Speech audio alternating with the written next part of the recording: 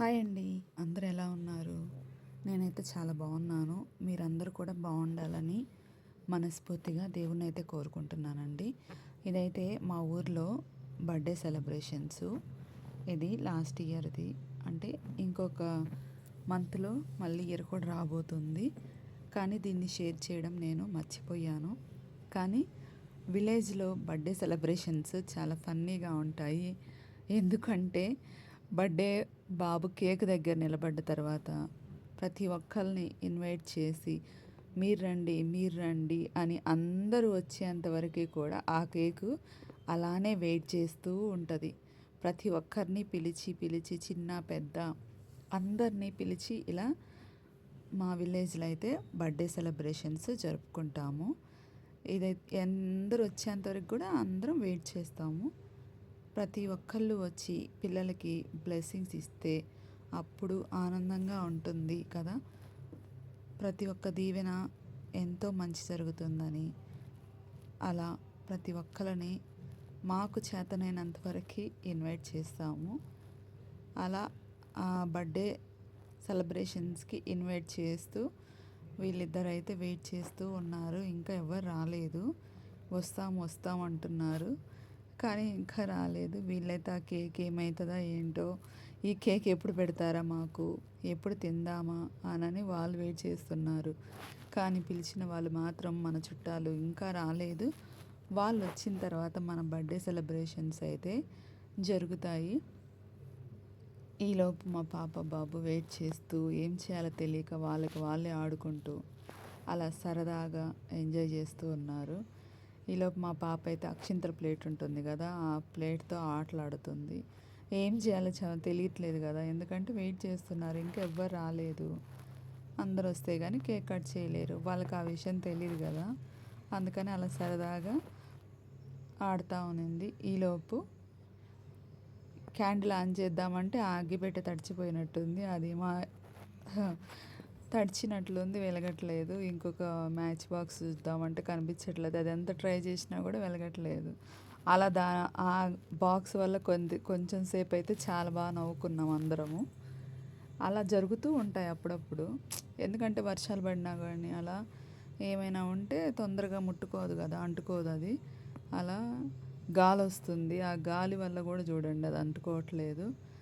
అలా birthday celebrations అయితే start అయ్యాయి. కానీ పిలిచిన మా చుట్టాలైతే ఇంకా రాలేదు. పిల్లలు మాత్రము ఎప్పుడు మాకు కేక్ ఇస్తారా అని తహతహా వెయిట్ చేస్తూ ఉన్నారు. కానీ కేక్ కట్ చేసింది లేదు, వాళ్ళకి ఇచ్చింది లేదు, ఇంకా రాలేదు కదా.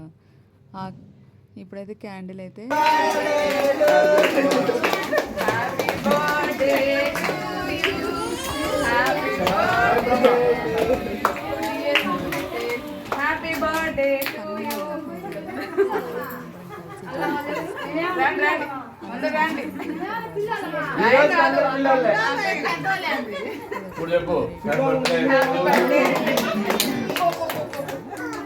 గాయత్రి నువ్వు వెళ్ళు పక్కకి.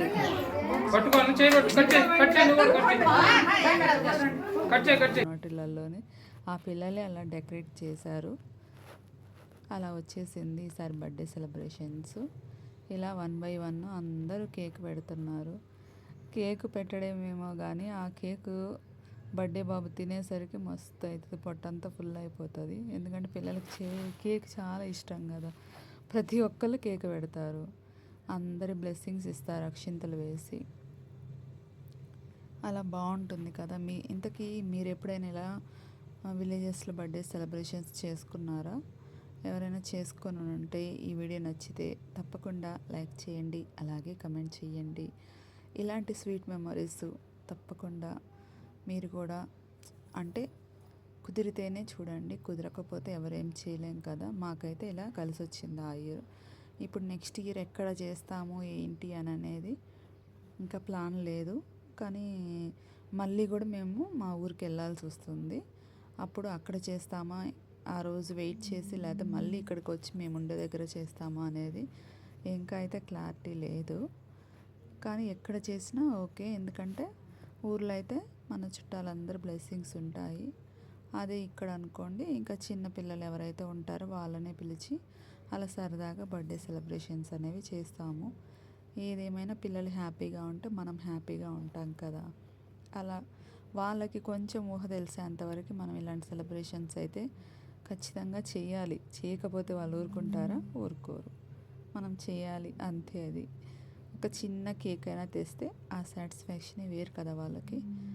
ఎందుకంటే మనప్పుడు ఇలాంటి బర్త్డేస్ ఉన్నాయో లేవో కూడా తెలియదు. కొంచెం ఒక ఏజ్ వచ్చేదాకా మేము పల్లెటూరులో ఉన్న వాళ్ళకైతే అసలు మా బర్త్డే సెలబ్రేషన్సే తెలీదు.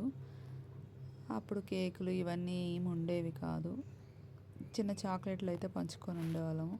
ఇప్పుడేమో జనరేషన్ చేంజ్ అయ్యే కొద్దీ ఎన్ని డబ్బులు ఉండాలి కానీ ఎన్ని రకాలైనా చేయొచ్చు అన్నట్టు అయింది ఇప్పుడు పరిస్థితి. కానీ ఆ రోజులే బాగుండేవి మాకైతే.